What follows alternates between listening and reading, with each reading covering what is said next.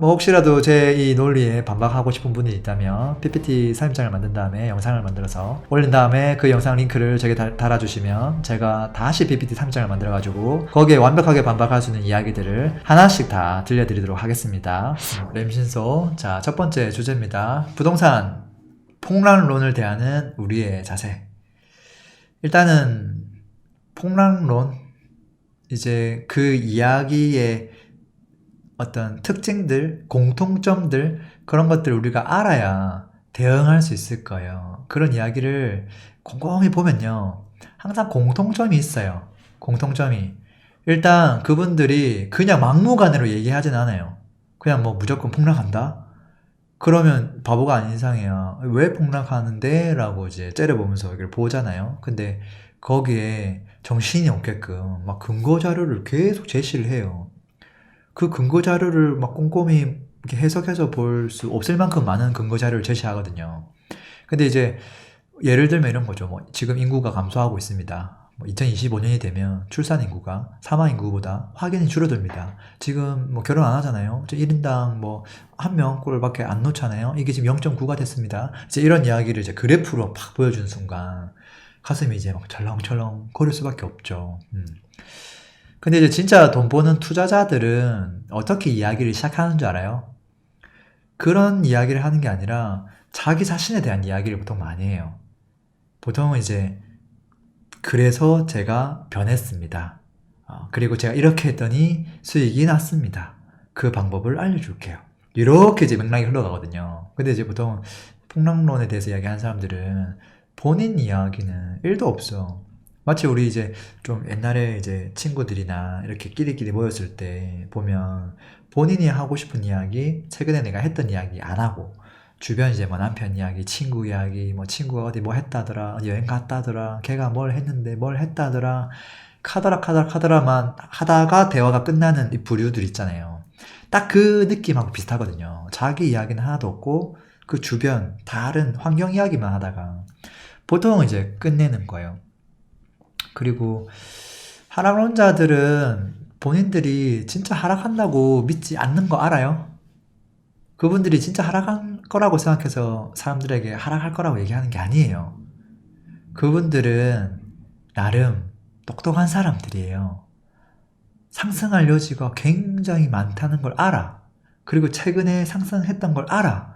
그걸 모를까요? 알죠. 근데 상승한 건 상승한 거고 앞으로 폭락할 거야 라는 거거든요. 근데 그 이야기는 앞에 시간 지나가 봐야 알기 때문에 언제든지 할 수 있는 이야기죠. 그래서 이게 그렇게 하는 이유는 관심 끌려고 하는 거죠. 관심 끌려고. 그리고 사람들은 되게 불안한 이야기, 그리고 두려움에 대한 이야기를 꺼내면 흔들릴 수밖에 없거든요. 그게 우리 뇌과학적으로 증명된 거거든요. 그래서 관심을 끌어서 이제 인지도만 쌓으면 되는 거죠. 이게 누구를 위해서 그런 이야기를 하는 게 아니라는 거예요. 근데 문제는 뭐냐면 그분들은 잘해. 그렇게 해서 관심 끌고 뭐 돈도 벌고 또 인기도 얻고 나름대로 집 사야 될 때는 사는 사람도 있을 거예요. 근데 문제는 뭐냐면 그분들이 하는 이야기를 곧대로 듣다가 잘못된 선택을 하는 사람들, 말 쉽게 얘기하면 피 보는 사람들이죠. 그분들 입장에서는 굉장히 억울하잖아요. 그래서 그런 분들을 제가 조금은 구제해야 되겠다 싶어서 오늘 이 주제를 선택했습니다. 경제 위기가 오면 맨날 부동산이 하락한대. 그지 않나요? 경제 위기가 오면 진짜 부동산이 하락했을까요? 지금 이거부터 체크해 봐야 돼요. 많은 사람들은 당연히 경제 위기 때 하락했을 거라고 믿고 있어. 그리고 그래프 한 개 딱 보여주면 바로 속아 넘어가거든요. 그 그래프가 실제 팩트가 어떤 것인지를 모르고 그냥 넘어간다는 거예요. 직접 그 그래프를 만들어 볼 사람은 없거든요. 자, 그래프 좀 캡처해 봤는데요. 한번 볼게요. 여기 있네요. 국민은행에서 만든 뭐 널리고 널려서 지금 뭐 통용되는 이미지를 제가 그냥 갖고 온 거예요. 여기 보면 우리나라 서울, 그리고 우리나라의 6개 광역시, 그 외에 뭐 미국하고 일본하고 87년도부터 뭐 한 11년도까지 쭉 이제 주택가격 지수 추이를 그린 그래프죠. 자, 여기서 지금 제가 왜 이걸 갖고 왔냐면 99년 IMF 때 그 경제 위기 때 어떤 일이 있었는지를 한번 살펴보려고 하는 거예요. 그때 어떻게 됐을까요? 부동산 가격이 떨어졌을까요? 올랐을까요?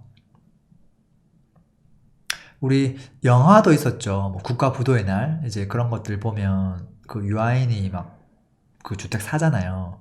떨어졌으니까 샀겠죠. 지금 그래프를 보면요. 이 그래프 여러 개라 잘 안 보일 수 있는데 지금 보면 여기 보이나요? 지금 최근에 이제 가장 좀 많이 오른 것처럼 보이는 요거 주황색 이게 서울이고요.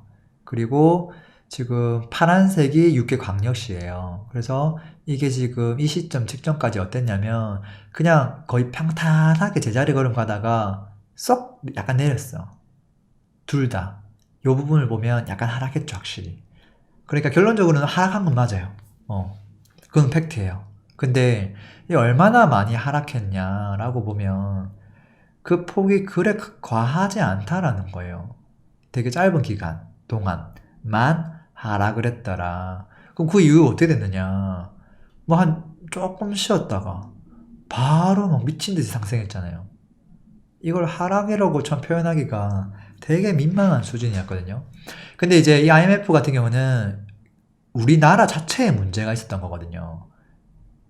일단 외환 보유고가 좀 부족했었고 또 우리나라 자체가 빚이 과다했었고 그 빚을 갚을 수 있는 이 신용 자체가 무너져 버리면서 하락을 한 건데 그런 상황 속에서도 저만큼 하락한 거거든요. 근데 이제 하락론자들이 이야기하는 뭐 경제 위기 이런 것들은 대부분은 다른 나라의 어떤 경기가 어려워서 우리나라까지 여파가 올 것이다 뭐 그런 이야기란 말이죠. 근데 지금 우리나라에 문제가 생겼을 때조차도 저 정도 하락했다라는 거예요.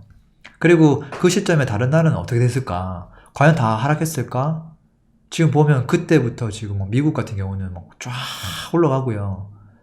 뭐 하락하는 나라도 있죠. 일본 같은 경우는 하락하고.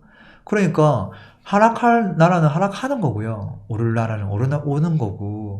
이게 이 그래프 하나만 보더라도 세계 경기에 문제가 발생했을 때 모든 나라에 문제가 다 발생해야 뭐 그게 뭐 하락하는 거지.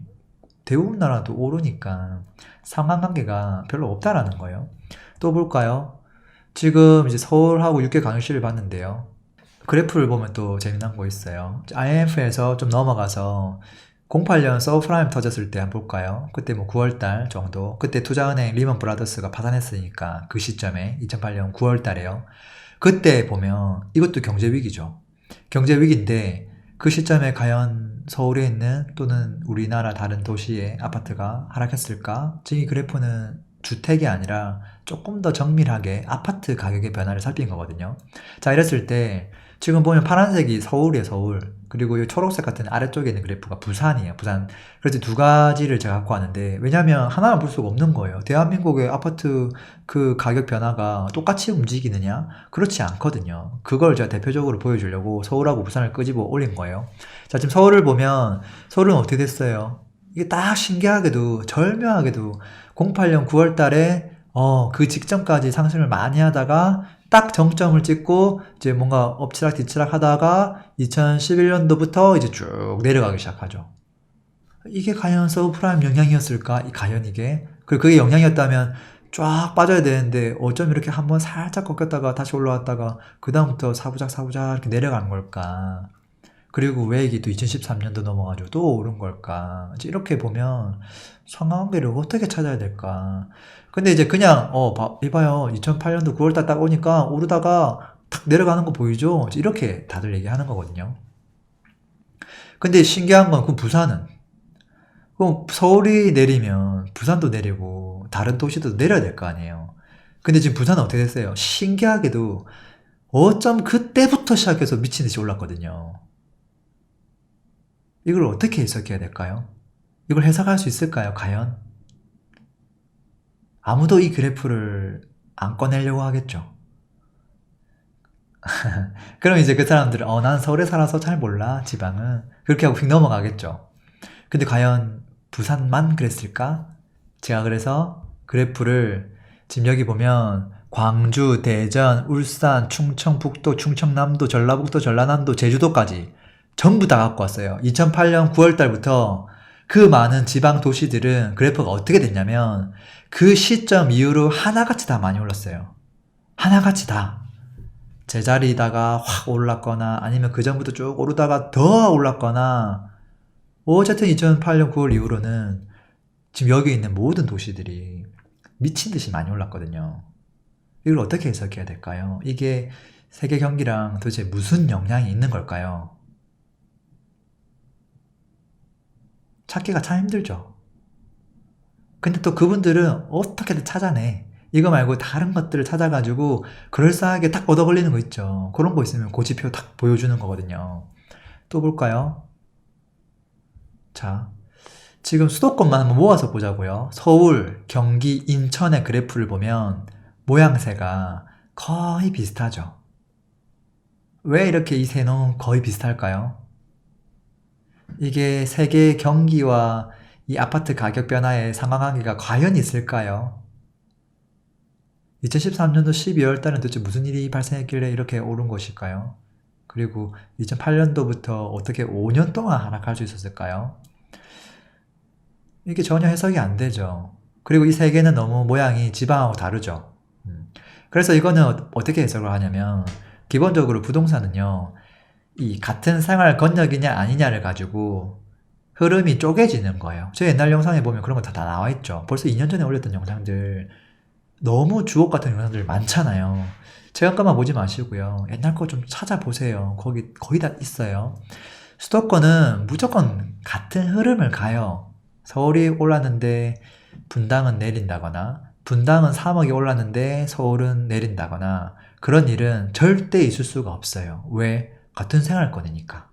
내가 이 지역에서 출퇴근하는 거리 충분히 커버할 수 있는 지역은 대부분 흐름이 같다 라고 보셔야 돼요. 그래서 이 세 도시가 흐름이 같은 건 너무나 당연한 일인데 왜 이렇게 흐름이 오르고 내리느냐, 그 요인들을 이제 다른 거에서 좀 찾아봐야 되는 거예요. 보시고 중간중간 좋아요 한 번씩 눌러주시고요. 이제 폭락론에 있어서 왜 가장 중요한 가격 변화는 체크를 안 하고 왜 엄한 지표만 계속 이야기하는 걸까요? 실제 제일 중요한 게 가격이잖아요. 그게 팩트고 이때 왜 올랐고 이때 왜 내렸고 그걸 근간으로 해서 다른 지표를 대입해서 설명을 해야 되는데 제일 중요한 가격 변화 자체를 서울로 국한시킨다거나 아니면 서울하고 다른 지표랑 흐름이 같은 것만 섞어서 보여준다거나 이제 그런 것들은 다 문제가 되죠. 또 볼까요? 공급하고 한번 볼까요? 지금 제가 1999년 IMF 터졌을 때 하고 08년 서브프라임 터졌을 때 그때 공급이 어땠는지 서울 지역의 공급만 그래프를 한번 캡처해 온 거예요. 99년도 요때 지금 보면 공급이 엄청나게 많았죠. 많았어요. 근데 이제 그 당시에 실제 가격 하락을 그렇게 많이 안 했거든요. 생각보다. 아까 우리 그래프를 봤듯이 IMF가 터졌던 시기에 여기 보면 생각보다는 많이 하락을 안 했어요. 그리고 그 시점에는 경기가 좋아가지고 미리 막 공급했던 것들, 공급 입주가 많았어요. 그리고 또 시간이 지나서 저기 뭐 08년, 09년 그때는 이제 공급이 조금 뭐 적다가 08년도에만 조금 많았었는데 그 이후로 09년도부터 공급이 좀 뭐 그렇게 작은 건 아니지만 뭐 적정 수준 어쨌든 많진 않았거든요. 근데 그때부터 가격은 쭉 하락했거든요.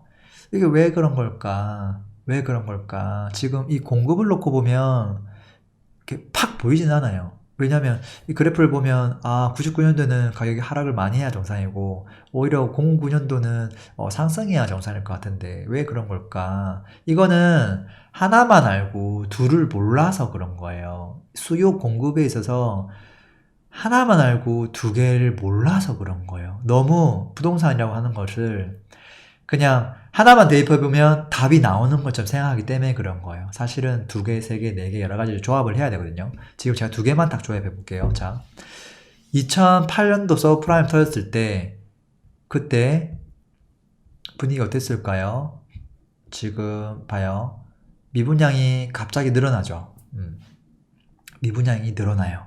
만약에 미분양이 안 늘어났으면 가격 하락이 거의 없었을 거예요.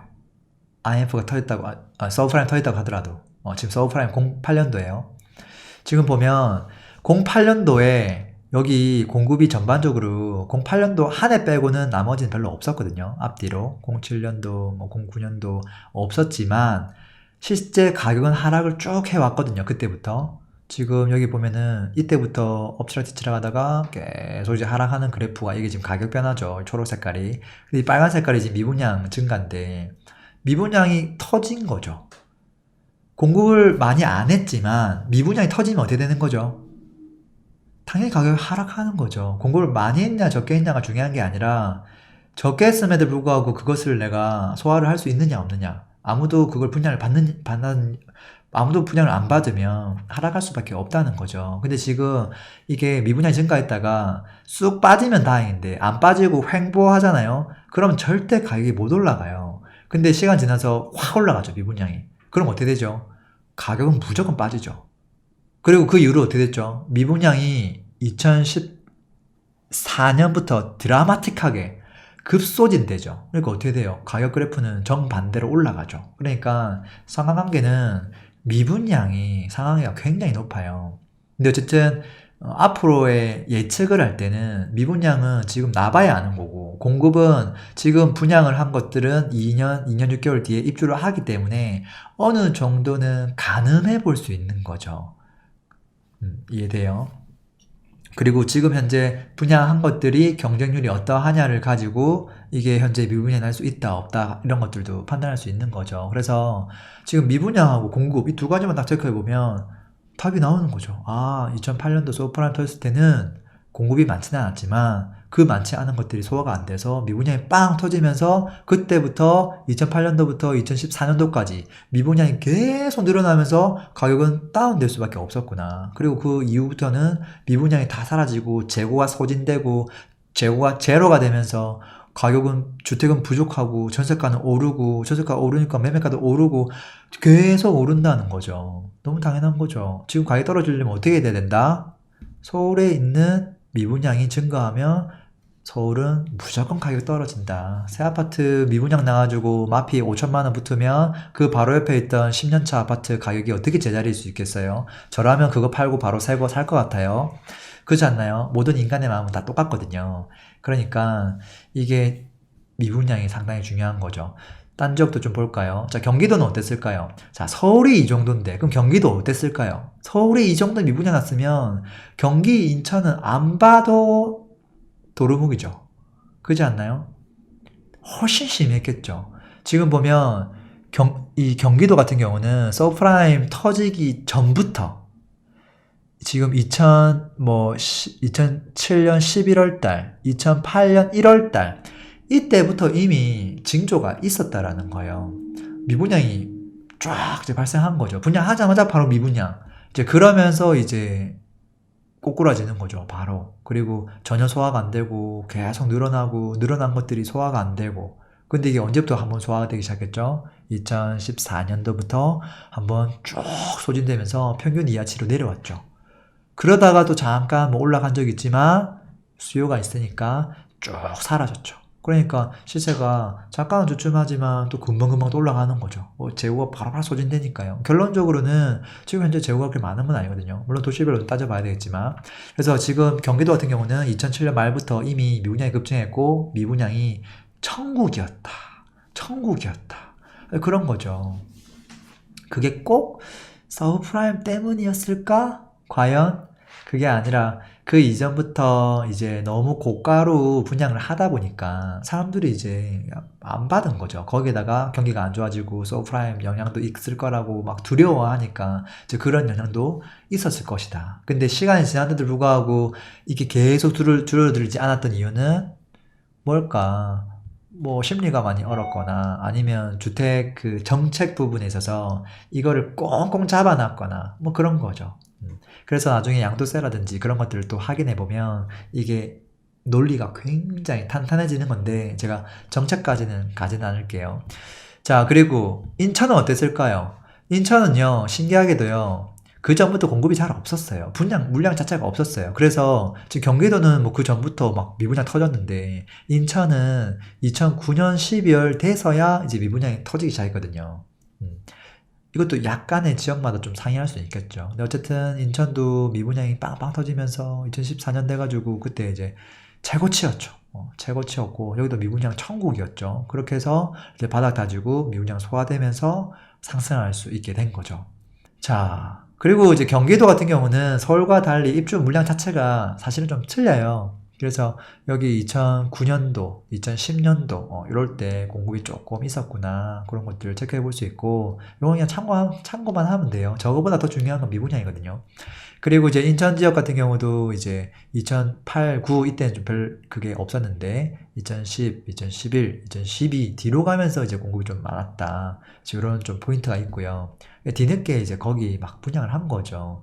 서울은 이제 입지가 좋고 이제 인기가 있으니까 다 완판됐으니까 인천도 이제 고가로 해가지고 분양하면 다 될 거라고 생각하고 이제 업자들이 뒤늦게 분양했는데 이게 마지막에 빵 터진 거죠.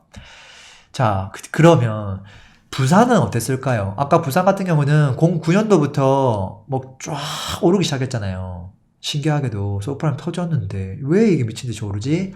잘 보면 07년도, 08년도에는 이미 부산은 미분양 천국이었어요.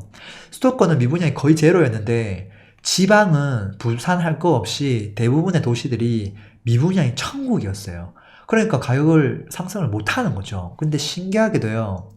미분양이 너무 많으니까 이 공급을 해야 될 이 건설사들이 아무도 공급을 안 한 거예요. 분양을 안 하는 거죠. 몇 년 동안. 어떻게 되죠? 그냥 새 아파트 미분양 난 것들 하나씩 누군가가 사기 시작하는 거죠. 집이 없으니까. 이제 그러면서 2008년도부터 이제 미분양이 급소진되거든요. 1년 동안 쫙 소진되면서 어떻게 되죠? 시세 쫙 올라가 주는 거죠.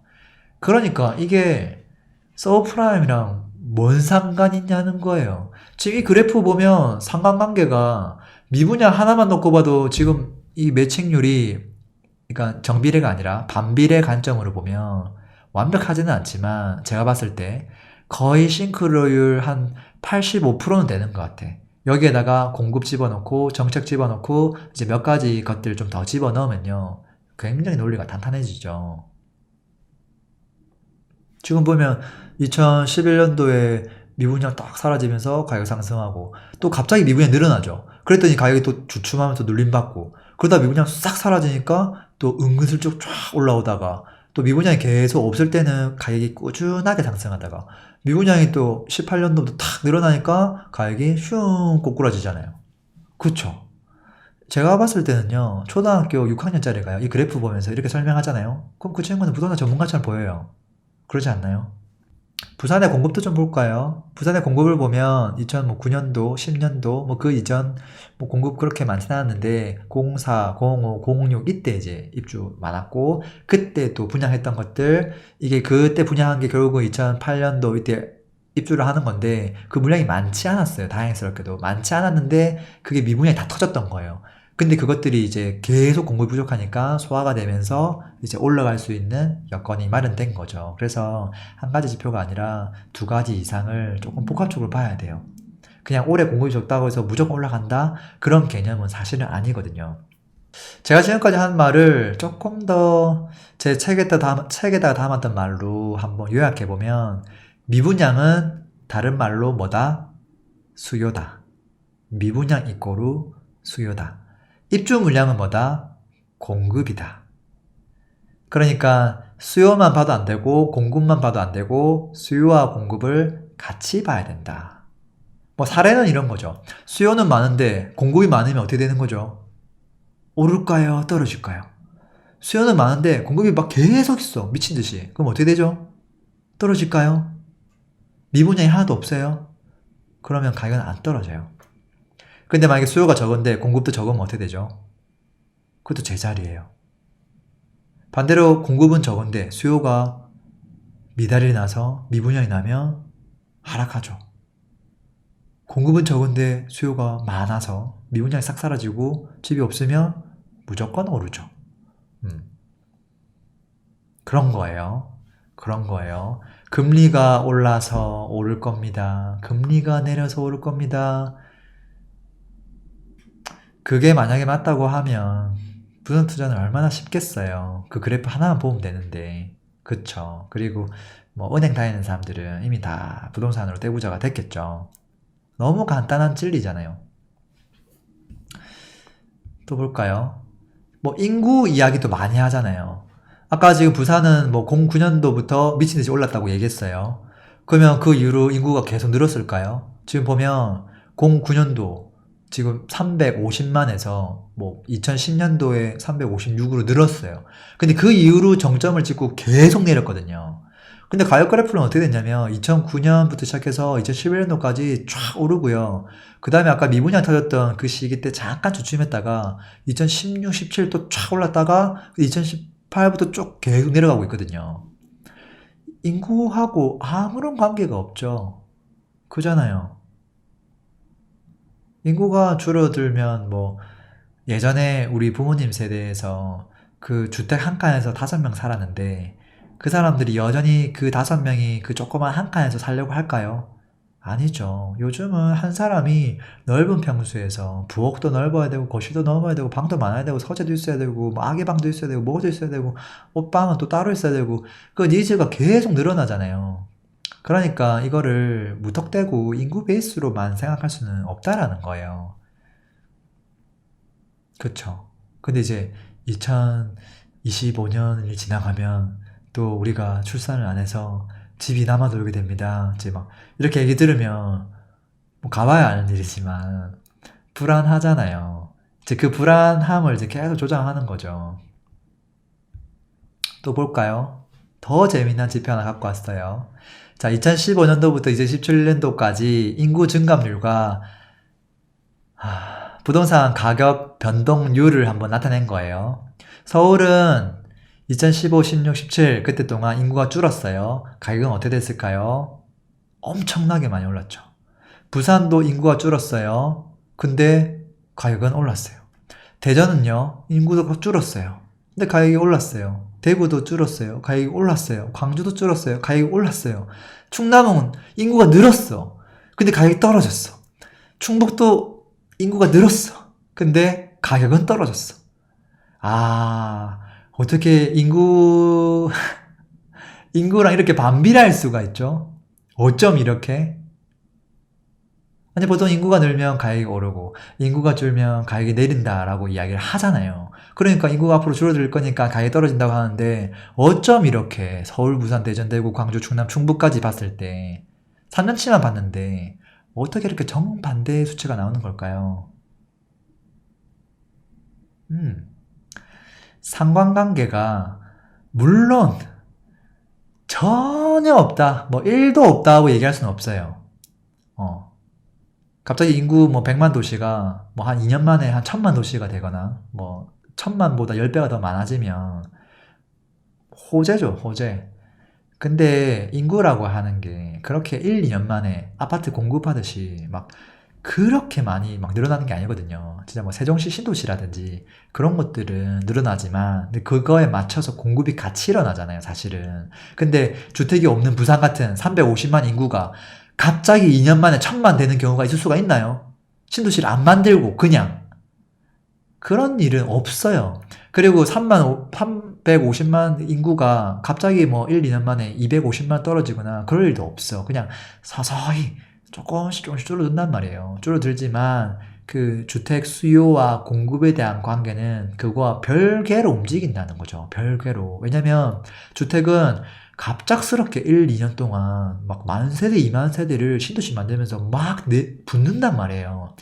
근데 그 수요가 안 달라붙으면 당연히 떨어지는 거고요. 그래도 막 수요가 달라붙으면 집값이 올라가는 거예요. 인구하고는 하등 상관관계가 없다. 근데 그거 말고도 뭐 아마도 되게 많은 지표들 들이밀 거예요. 근데 그런 것까지 제가 하나하나 뭐 반박하고 싶지는 않고요. 그냥 수요, 공급, 입주 물량, 미분양 그 정도만 봐도 하락론자한테 충분히 논리적으로 이길 수 있다. 이렇게 보시면 될 것 같아요. 오늘 이 영상을 혹시라도 주변에 부동산에 대해서 굉장히 두려워하시거나 잘못된 선입견을 가지고 조금 여유가 있어서 조금만 이거를 제대로 굴리면 훨씬 더 잘 될 수 있는 분인데 참 안타까운 분이 있다면 제 녹화 영상을 제공해 주시면 좋을 것 같습니다. 오늘 제가 팩트 폭격을 좀 많이 했네요. 저는 랭군이었습니다. 뭐 혹시라도 제 이 논리에 반박하고 싶은 분이 있다면 PPT 사임장을 만든 다음에 영상을 만들어서 올린 다음에 그 영상 링크를 제게 달아주시면 제가 다시 PPT 사임장을 만들어가지고 거기에 완벽하게 반박할 수 있는 이야기들을 하나씩 다 들려드리도록 하겠습니다. 이쯤 되면 램군 이야기 막 나와야 되는 건데